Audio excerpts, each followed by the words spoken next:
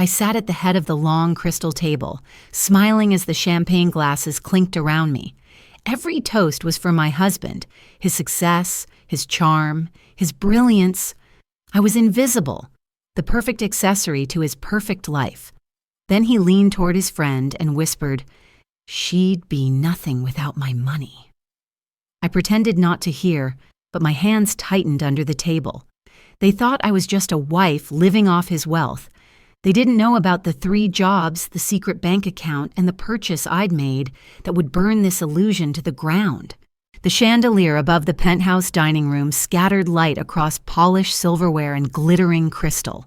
Laughter rose in waves, champagne bubbles catching the glow as guests toasted Thomas, his newest business award, his unmatched vision. I sat at his side smiling, the smile I had perfected for public events. My dress was a muted gold, chosen to compliment him, not overshadow. Every compliment drifted past me like smoke. At the center of the table, next to an oversized floral arrangement, stood a crystal trophy. Its base was flawless, but a fine crack ran along one side, barely visible unless you knew to look. I couldn't stop seeing it, a fragile flaw dressed up as perfection, just like us. Thomas leaned toward a client, hand resting casually on my chair. "She just has to look good," he said with a smirk. The words landed like ice water. I felt my chest tighten, my smile freezing in place. No one else seemed to notice. Cameras flashed. Glasses clinked. My fingers curled into my lap, nails pressing against my palm. I turned my head toward him, the perfect picture of a loving wife, and memorized the shape of his mouth when he said it. When the dinner finally ended and the penthouse emptied, Thomas disappeared into his office to take a confidential call. I wandered into the living room, heels clicking against the marble. His phone buzzed on the counter, just once. The preview of the message glowed on the screen. "You're right, man. She's lucky you keep her around." I picked it up before my mind could talk me out of it. I unlocked it. Thomas never believed I could guess his passcode, and scrolled up. The thread was worse than I imagined. She'd be nothing without my money. She just spends and looks pretty perfect arm candy. Women like her need a man to matter. I read them twice, my stomach tightening with each line. My thumb hovered over the screen. Instead of confronting him, I pressed and held the first message, saved the entire thread, and sent it to my private email. I deleted the sent record. The screen went dark, the phone resting exactly where I'd found it. When Thomas emerged, I was pouring him a drink, smiling softly, asking about his meeting. My voice was gentle, almost affectionate. Inside, something had shifted, quietly, decisively. That night, lying beside him, I kept my breathing slow and steady until his evened out.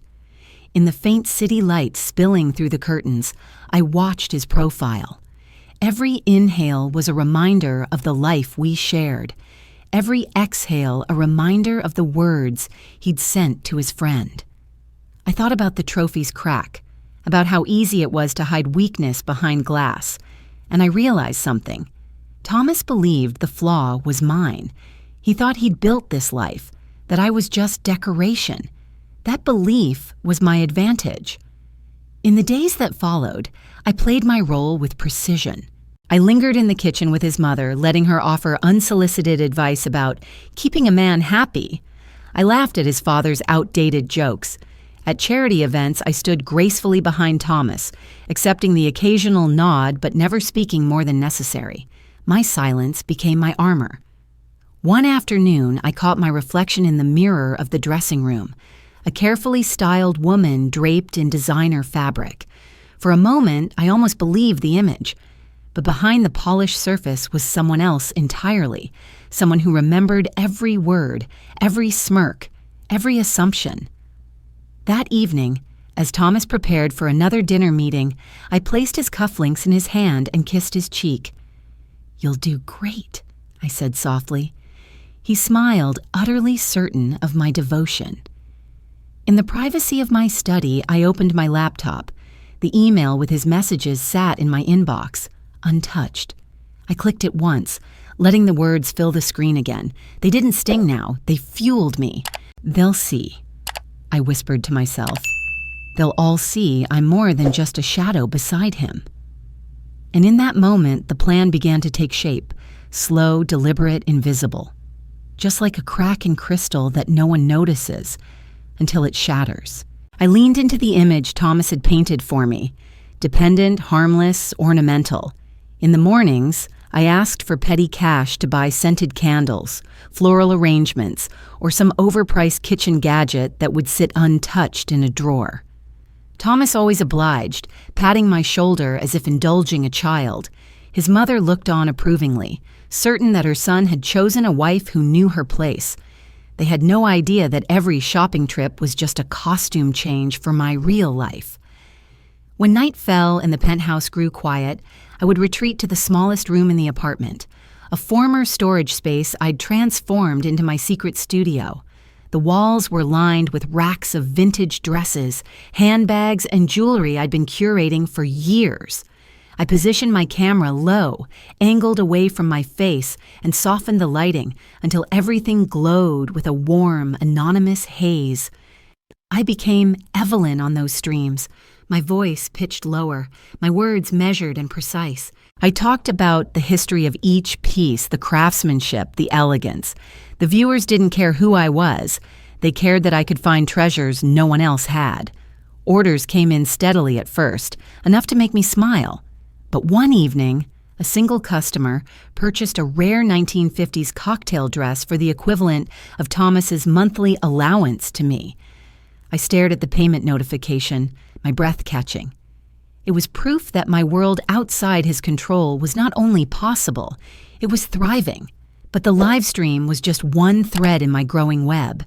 By day, I picked up freelance marketing projects under a pseudonym, leveraging the skills I'd quietly honed before our marriage. I worked while Thomas was at meetings, my laptop open on the kitchen island, disguised as idle browsing. Contracts were signed electronically. Payments flowed into an account only I could access. With the profits from both streams, I began investing in tech stocks, small amounts at first, then bolder moves as my instincts sharpened. I spent late nights reading quarterly reports, scanning industry forecasts, placing trades before dawn. The numbers climbed steadily, and with each upward tick, I felt my confidence harden into something unshakable. Then came the warehouse. It was a squat, unremarkable building on the edge of the city, once used for furniture storage. The owner was desperate to sell. The price was laughably low for the location. I bought it through a shell entity, set up in the name of a friend I trusted completely. The renovation was simple: fresh paint, secure locks, proper shelving. Within weeks, it became a lucrative rental space for event planners and small business owners needing short-term storage. And then, the opportunity I hadn't anticipated appeared, a boutique design firm teetering on the brink of bankruptcy. Their client list was gold: luxury brands, international hotels, but their debts had swallowed them whole. I moved quickly, arranging the purchase through the same friend's name. Publicly, it was a quiet change of ownership. Privately, it was the final piece I needed. One Friday night after Thomas had gone to bed, I sat in my study with a glass of wine, scrolling through the dashboards of my various ventures. The numbers stared back at me, each column a silent witness to the empire I'd built behind closed doors. The live stream sales, the marketing contracts, the rental income from the warehouse, the rising value of my tech stocks, the first payments from the design firm's revived contracts. My pulse quickened as I totaled everything. 7 figures. My breath caught, and for a moment I simply stared at the screen, letting the reality sink in. I leaned back, the leather chair creaking softly in the stillness. "Game on," I whispered into the empty room, the words tasting sharper than any toast at Thomas's dinners. Thomas slid the contract across the mahogany desk with a flourish, the gold nib of his pen glinting under the office lights. "Joint ownership," he said, as if it were a gift. "Everything we have, ours together." His smile was that same polished charm he used in business deals, the one that made people believe they were walking away with the better end. I scanned the pages slowly, letting my brow crease in what I hoped looked like careful consideration rather than calculation. Buried deep in the legal jargon was the clause I had insisted on, just in case. A quiet, seemingly innocuous protection of my personal holdings, worded so cleverly that even a cautious reader would assume it meant nothing. Thomas, eager to close the moment, didn't notice. I signed my name in a deliberate flourish, the ink sinking into the paper like a seal. "Of course," I said, meeting his eyes. "It's only fair." He leaned back, pleased with himself. No idea he had just agreed to a game whose rules I'd rewritten. The contract, I knew, was my insurance policy, a structure that would allow me to move assets in and out of my own accounts without legal interference. If the day came when I needed to walk away, the path would already be paved. That evening, in the privacy of my study, I pulled up my financial dashboards again. The numbers were larger now, the streams more intricate. The design firm was already pulling in high-profile contracts. The warehouse was fully booked for the next 6 months. The stocks had hit another quarterly high. The safety net was becoming a fortress. "You'll never know when the game ends," I murmured, closing the laptop. What I didn't know was that someone else had already moved their own piece on the board. It began with small moments. My mother-in-law appearing unexpectedly at the penthouse with a tin of cookies, her eyes flicking over the room like she was searching for something. The odd questions about where I'd been during the day. The way Thomas started mentioning running into mutual acquaintances who hadn't crossed my path in years. One Tuesday morning, I caught sight of a man leaning against a lamppost across the street, camera hanging loosely at his side. He wasn't subtle. A week later, he was outside the coffee shop I sometimes used as a makeshift office. The day after, he appeared near the storage building. It didn't take long to confirm my suspicion. My mother-in-law had hired a private investigator. In her mind, financial infidelity was just as damning as an affair, and she was determined to catch me in the act. What she didn't expect was for her investigator to have his own sense of curiosity. On an overcast Thursday, while trailing me in his usual half-hearted way, he stumbled onto something else entirely. The photos arrived in an unmarked envelope 1 week later. They weren't of me. In crisp black and white, Thomas stood in front of a weathered, vine-covered mansion, his hand resting on the shoulder of a woman I'd never seen before. Her face was turned toward him, smiling. In another frame, they were stepping through the iron gates together, his arm at the small of her back. I studied each shot carefully, noting the details, the cracked stone steps, the peeling paint on the balcony railing, the rusted hinges on the gate. I recognized the place. It had been featured in an architectural magazine years ago, described as a diamond in the rough for the right investor. The irony was almost poetic. While he'd been assuming I was spending his money behind his back, he was planning a future in a property that could have been a masterpiece, with someone else. I slid the photos back into their envelope and carried them to my study. Opening the safe, I placed the packet between 2 file folders, one containing my financial plans, the other a series of contracts for ventures Thomas didn't even know existed. As the door to the safe clicked shut, I let the smallest smile cross my face. The mansion would be mine, and when the time came, I'd make sure he was there to watch me hold the keys. The mansion sat at the edge of the old quarter, its stone facade draped in ivy, the heavy iron gates sagging on their hinges. I parked across the street, watching it in the pale morning light. The photos from the investigator had etched every detail into my mind. Standing here now, I felt the pull of the place, its quiet grandeur hidden beneath neglect. The seller was desperate, the market indifferent. I was neither. I transferred the funds in one transaction. No loans, no contingencies. The deed was signed in my name alone. When I slipped the keys into my purse, the metal was cool and heavy, a promise. From that moment, the transformation began. The cracked stone steps were replaced with polished marble. The balcony railings were restored to their intricate wrought iron glory. The gardens were revived, a riot of roses and climbing jasmine spilling over freshly laid paths. Inside, each room was stripped and rebuilt. Vaulted ceilings revealed, hardwood floors restored to a rich sheen, light spilling through tall windows like liquid gold. I visited often, always during hours Thomas would be occupied elsewhere, never mentioning where I was going. Contractors were paid in cash through intermediaries. Every delivery, every invoice, every permit, carefully routed to avoid my home address. By the time the final chandelier was hung, the mansion was no longer the decaying property Thomas had once strolled through with another woman. It was a masterpiece. My masterpiece. The day after the last work crew left, I sat at the dining table in the penthouse, a stack of thick ivory envelopes before me. I addressed each one by hand. Private dinner. Formal attire. The guest list was short. Thomas, his parents, 2 of his closest business partners. No details, no explanations. When the night arrived, I dressed in a sleek black gown, my hair swept into an elegant twist. Thomas adjusted his cufflinks in the mirror, curiosity flickering in his eyes. "What's this about?" he asked. "You'll see," I said, smiling. A hired car took us to the mansion. The gates swung open smoothly, lantern light spilling onto the driveway. Thomas froze as the car rolled to a stop, his eyes darting over the facade. "This," he began, but the driver was already opening his door. Inside, the dining room glowed with candlelight. The table was set for 6, crystal glasses catching the flicker of flames, silver polished to a mirror shine. My guests murmured their admiration, glancing between the soaring ceilings and the restored details. When everyone was seated, I rose from my chair.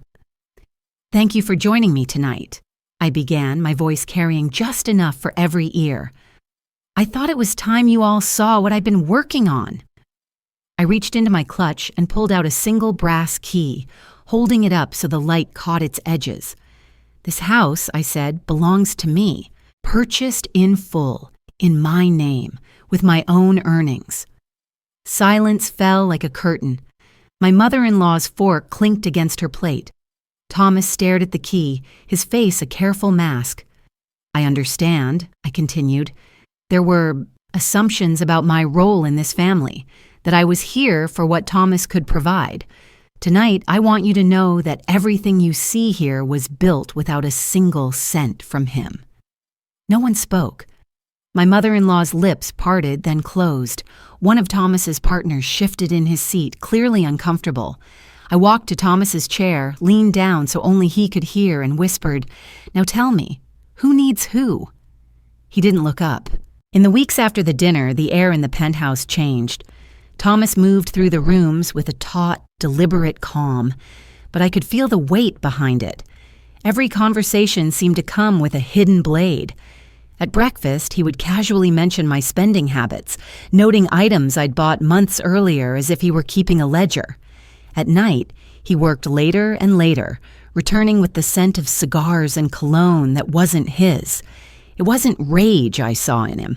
It was the slow grind of a man trying to reclaim something he thought he'd lost. His questions about my day grew sharper, his glances at my phone longer. He made subtle jabs in front of friends, wrapped in laughter so they couldn't be called insults outright. "You've certainly found your confidence lately," he remarked once at a cocktail party, his hand heavy on my back. "I suppose we all have our hobbies." The smile never reached his eyes. I had prepared for many things, his anger, his shock, even his indifference. But I hadn't prepared for the quiet erosion of my peace. The mansion had been my victory, but in our home, it had become a phantom between us, a reminder he couldn't exercise. One night, as I stood in the dim light of the kitchen, pouring myself a glass of water, the question slipped into my mind unbidden. If I lost everything, would I still be me? The thought lingered like the metallic taste of fear. I didn't have to wait long for the answer. It began with a phone call from Miranda, the friend who had been my silent partner in more than one venture. Her voice was bright, almost brittle, when she told me she'd landed a lucrative marketing contract with one of Thomas's associates. "That's wonderful," I said, though my chest tightened. "How did you manage that?" "Oh, networking." The call ended quickly, but the unease stayed. Days later, Thomas confronted me in his study. The door was shut, the air thick with the scent of leather and the faint tang of scotch. "Funny thing," he began, sliding a folder across the desk toward me. "I've been learning a lot about your extracurricular activities." I opened the folder. Inside were printouts, bank statements, property deeds, the shell company paperwork, even the purchase records for the mansion. Every layer I had built to protect my privacy was laid bare. "Miranda was very forthcoming," he said, watching my reaction. "Of course, she's getting quite the reward for her honesty." The betrayal landed harder than any of Thomas's jabs. Miranda had been there from the start, helping me build the scaffolding of my independence. She knew every step I'd taken, every precaution, and now she had sold that knowledge for her own gain. "Why?" I asked quietly, though I already knew the answer. Thomas's smile was cold. "Because everyone has a price." The fallout was immediate. With the information Miranda had given him, Thomas was able to freeze several accounts tied to the ventures I'd kept under my name, claiming a shared interest through our marriage. Contracts were pulled, leases terminated under technicalities I hadn't seen coming. By the end of the week, I had lost nearly 40% of what I'd built. The mansion, however, remained untouchable, its ownership shielded by the clauses I'd hidden in plain sight. And with it, one other thing he didn't know I possessed: the photographs of him at the property with the other woman, and the quiet paper trail of his attempt to purchase it before me. Those files sat in my safe, a silent counterbalance to the damage he had done. I didn't use them, not yet. They weren't just weapons. They were the last pieces of leverage I had, and I would spend them only once. That night, I stood alone in the mansion's grand hall, the scent of jasmine drifting in from the garden. The place felt different now, less like a victory, more like a stronghold. My heels clicked against the marble as I crossed to the window, looking out at the darkened street. In my mind, the question returned. If I lost everything, would I still be me? I realized the answer was yes, but only because I hadn't lost everything. Not yet. And I knew one thing with absolute certainty. When the moment came, I would make sure Thomas lost far more. The morning I left, the city was still draped in the silver quiet of dawn. Thomas was asleep in the master bedroom, the rise and fall of his breath, slow and oblivious. I stood in the doorway for a moment, not out of sentiment, but to fix the image in my mind. This was the last time I would see him here. My bags had been packed for days, hidden in the back of the closet behind garment bags he never bothered to touch. The paperwork for the divorce was already in motion, delivered to his attorney hours before he would wake. The accounts I still controlled had been drained of every cent I was entitled to, wired into holdings he couldn't touch. I walked through the penthouse one final time, my heels soft against the marble, fingertips brushing the cool glass of the windows. The air felt different now, emptied of the tension that had knotted it for months. By the door I paused, slipping my wedding ring from my finger and setting it on the console table. It caught the faintest shard of light before I turned away. The drive to the mansion felt like shedding a skin. With each mile, the skyline receded, replaced by the tree-lined streets that led to my sanctuary. When the gates swung open, I felt the knot in my chest loosen for the first time in years. Inside, the silence was warm, not cold. I set my bags down in the grand hall and walked slowly up the curved staircase.